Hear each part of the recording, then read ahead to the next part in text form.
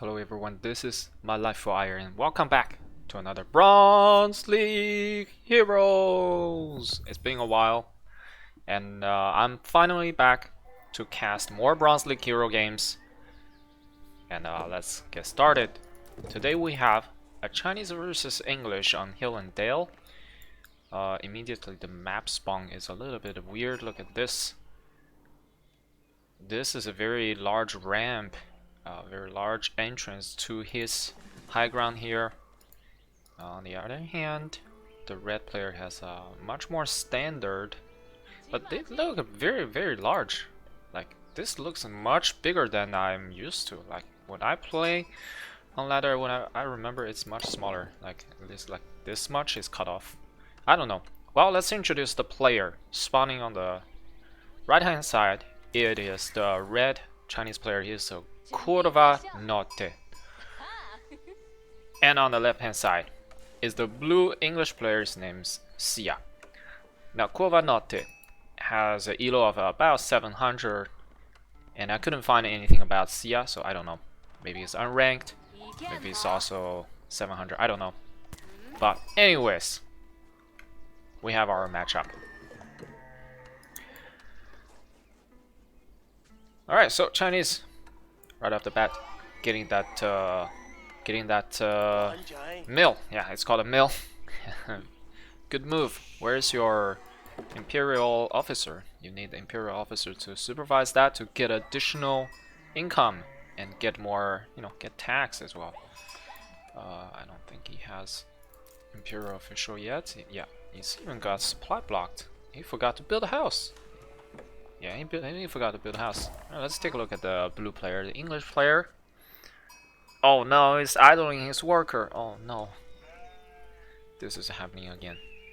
Okay, we don't know his rank is elo, so it could be a very beginner, just started to play ladder. Who knows?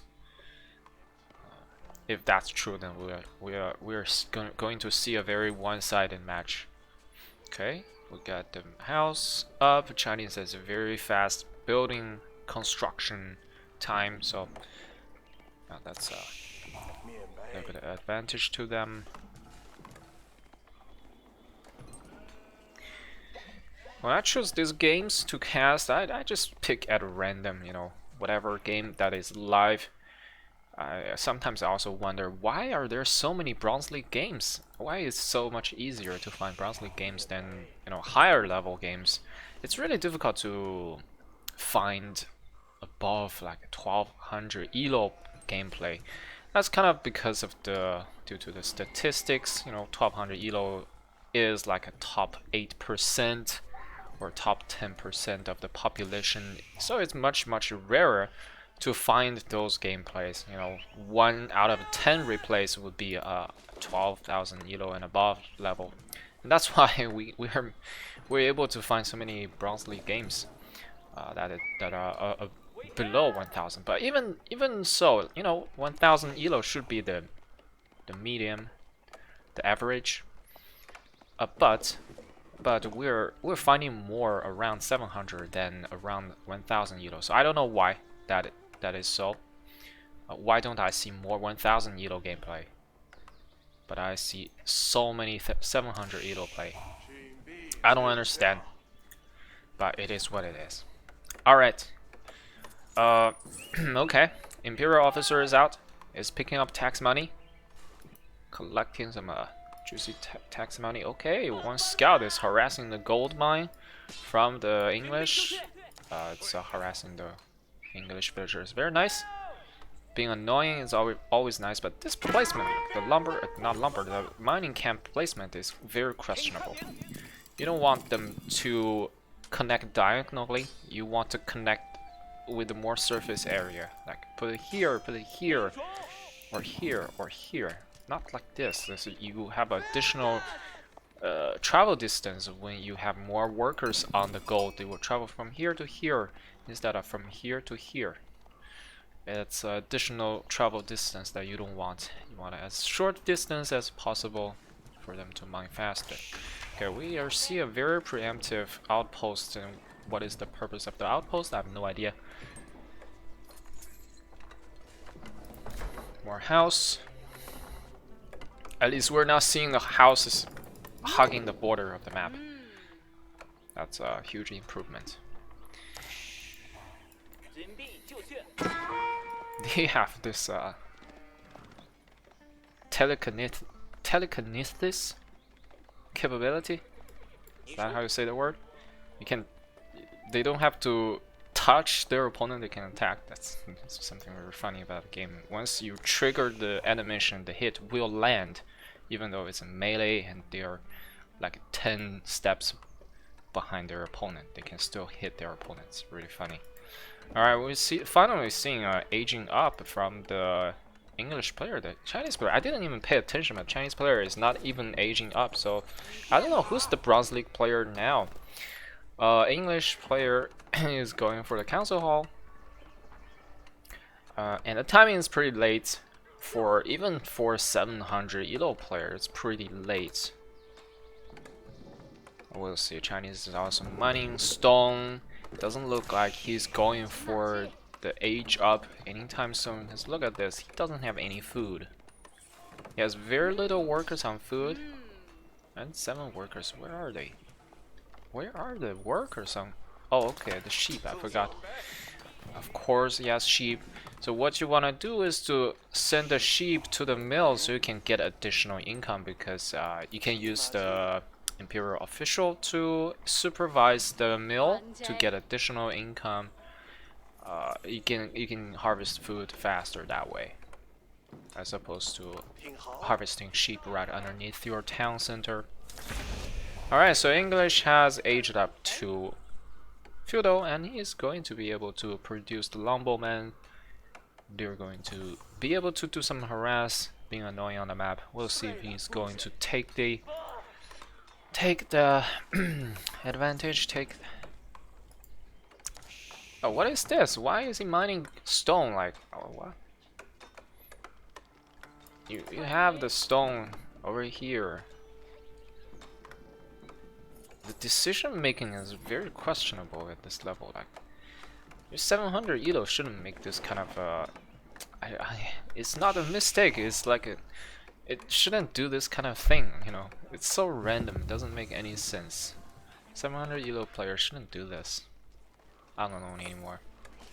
All right, the Chinese player is able to age up. He banked up so much gold. He clearly doesn't have an idea how to play. What's the build order? What's the most efficient way to play this game? That is to collect the necessary resource to age up. And instead of doing that, he is collecting a little bit of everything. So he's slowing his taking up down a lot. It's a very common mistake. You know, it kind of feel like he's aimless. He doesn't know where to go and what to do in this game. It's just like, let's collect everything and build every building possible. Okay, the English player is sending lumbermen across the map, and now I'm thinking the English player is actually higher level than the Cuovanote, who's 700 elo. English player Sia could be a Smurf. Maybe he's 800 elo. Even though he's unranked, we don't know. 3 scouts. Interesting choice, having a lot of scouts to tank whatever opponent's unit has. Actually, the Chinese player doesn't have any. He has 2 spearmen. They're hard countered by longbowmen, so I don't know what Chinese player can do here. He's gonna lose a lot of villagers here. But these villagers are useless, so probably it's better to lose them. Alright, moving in. Let's go deeper into the Chinese player's base and we'll see if we can get more worker kill. And one single spearman is very brave, coming, charging towards the longbowman, getting shot down immediately.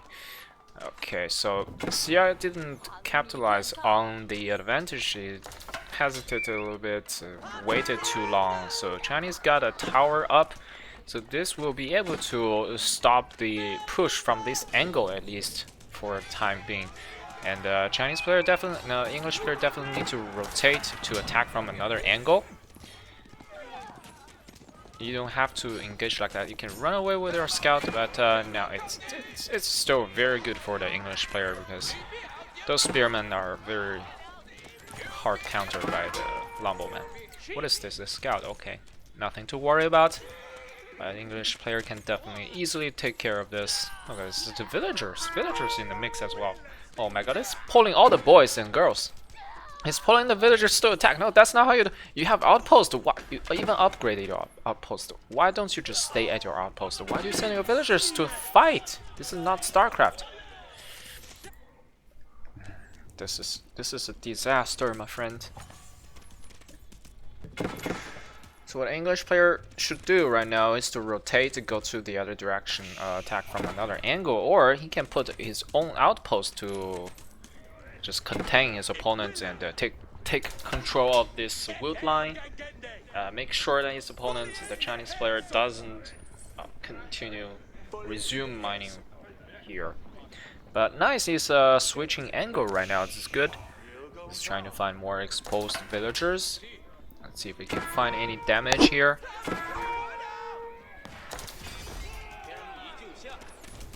Killing a few more spearmen.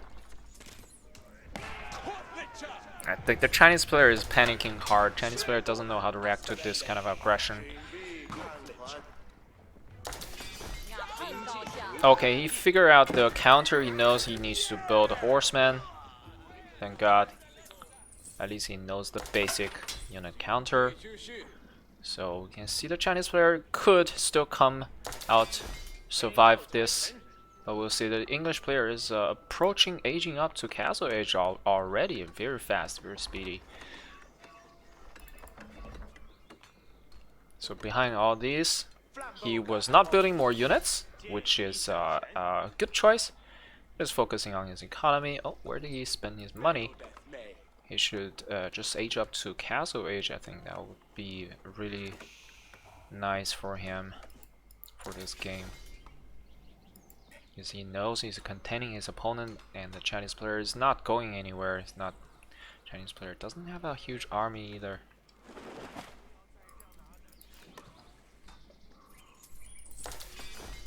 Let's see the yeah, Chinese player has only 25, so total population is super low. Is in a terrible position. 18 workers. English player has 29 villagers. It's a lot more, but still not good enough. At 12 minutes, you should have way more villagers than that. So he definitely didn't keep up villager production consistently, and this is way too far from your TC. Definitely need to. Oh my God, he's building a stone wall. The Chinese player is stone walling the front line, the front ramp. It's not even complete.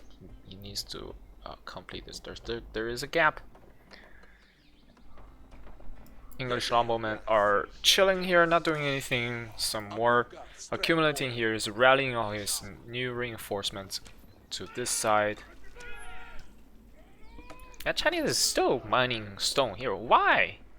You have stone here is protected by the towers. It makes zero sense. And what are the units here? Archers, okay.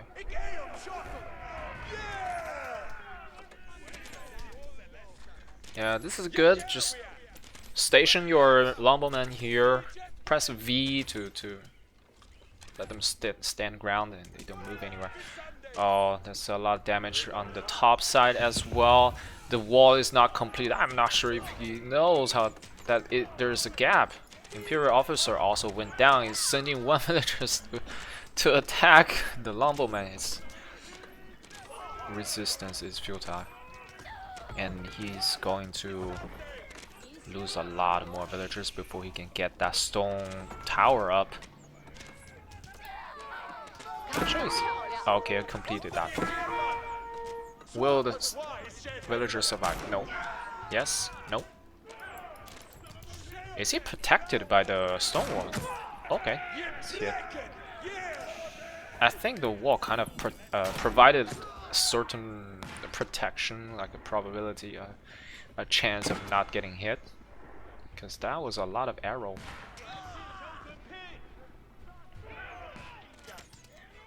Okay, smart play by the English player. CI is pressuring on both sides is a very good play. Chinese player is aging up with a Barbican of the Sun. Finally, this will cut off the English Lumbleman's rotation path. Here now, English Lumbleman has to go all the way around if he wants to survive with this group of Lumblemen here. Oh my god, he's idling. English player is idling so many villagers at home. That is not ideal. Okay, it's going to Castle H right now. So the English player is doing very simple strategy, just pressuring and not doing much at home, just macroing up, not spending much, waiting for age up. I would say it's a solid strategy for sub 1000 Edo players. Very simple, straightforward execution, nothing fancy here. Just passively choke your opponent out and gain the economic advantage behind it.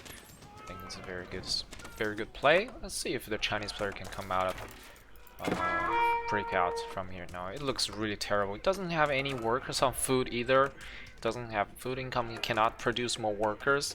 It's still on 10 villagers. I think the Chinese player is pretty dead.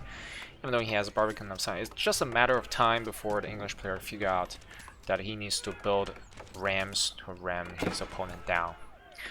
Chinese player does have a lot of defensive structures, but in the end, what matters is economy and resource. If you don't have a resource, no matter how many towers you have, they will be just mowed down by superior army, siege engineering, siege weapons.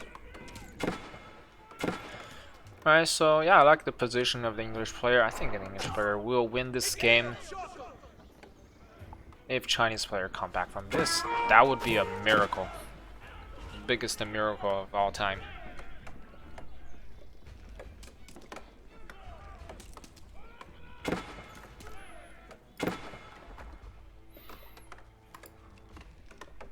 And English player has aged up to Castle Age. Now he can produce knights, superior army. And maybe he should put down a blacksmith and just go for the siege. Or build trebuchet. Or anything.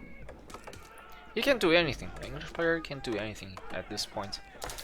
Nothing. I don't know if he knows that the Chinese player is in a terrible spot here.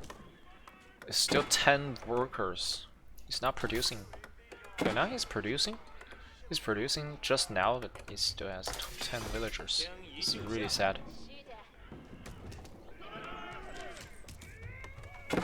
Putting more outposts to secure his location. He knows he doesn't want the Lumbleman to come to this side. There's still a gap.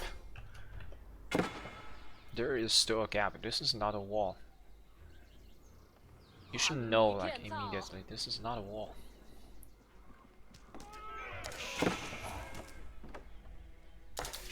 Okay, we have a lot of Lumblemen in the bottom here. Now he's building knights. Okay, that's good. I want to see siege weapons. I want to see rams. Build a blacksmith and can kill your opponent already.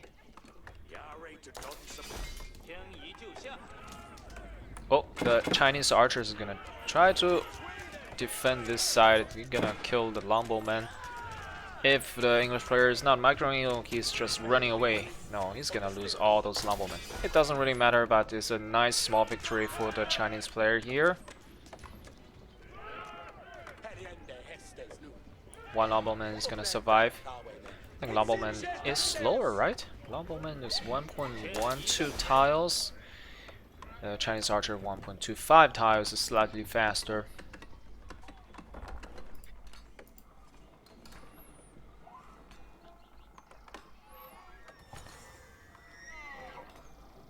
It's a lot of deer. Could take advantage of the deer instead of spending wood on the farm. Whatever. He's winning anyway. We can see the score. We can see the population 32 versus 70. More than double. Yeah, easily dominating this game.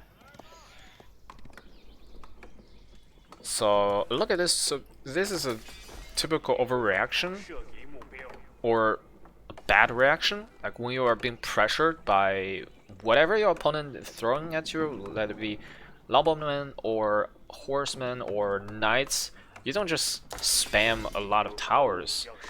What you do is to choose carefully your counter units and build up a counter units army and push it back. 1 or 2 towers would be nice. You definitely don't need to spam like this is 4 towers on this side. By the way, it's also covered by the TC already, so there's no point in having this tower over here. And it's garrisoning a lot of units inside those towers. So those units being garrisoned inside, they are not being active on the map, which is a waste. You always want to. The reason you don't want, you want to try to keep static defense structures at a minimum is because you want to have a mobile units. You want to put resource into the units that can move on the map, can go attack, counter attack, raid your opponent. Instead of investing in a fixed position where the money cannot go anywhere, it's just here. That's all you can do, standing here defending this one position.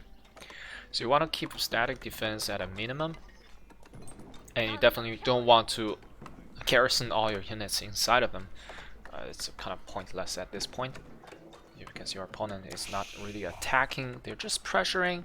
What you can do is to go out through this gap to counter attack your opponent and put on some pressure. But it's something that a lower level player don't really think about that much, to counter attack. Okay, we're building trebuchet. Okay, good. English player is looking to end this game. Hopefully, he can manage to do so. Because he really needs to put the Chinese player out of his misery. The Chinese player is struggling. Okay, he doubled his worker count. It's 20 villagers now. Okay. The wall is not complete. It's not gonna be complete anytime soon because of the lumbermen standing outside. Right here, staring at the wall. There's no way the villagers can complete that wall. Plus, there's a gap. There's a gap here as well.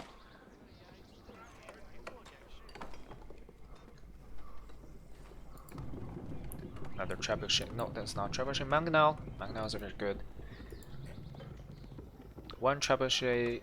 It's gonna take forever to take down the structures. I'd love to see like a 2, 3, 4 trebuchets. Build more trebuchets. You can finish the game in Castle Age, no problem.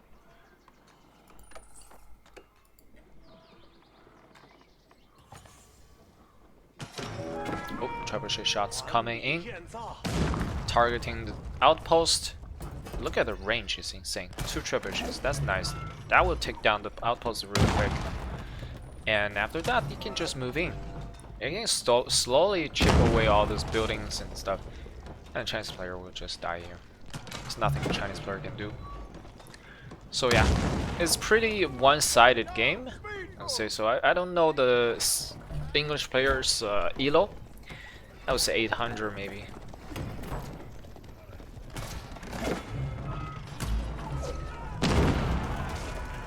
Okay, it's charging in. Alright, just denying that outpost, okay, and pulling away right away. Smart play, not wasting his units. Just utilizing the superior range of the trebuchet, that's good. Good play by him. This is a pretty classic lower level gameplay, you know, if you just manage to put on some pressure, usually your opponent doesn't really know how to react to it and just get an economic advantage. This is something you can just learn to copy from if you're a beginner. It's like a textbook style gameplay. I'm not saying that he's executing everything perfectly, but the idea is there, you know, putting on pressure on your opponent and gaining advantage from there.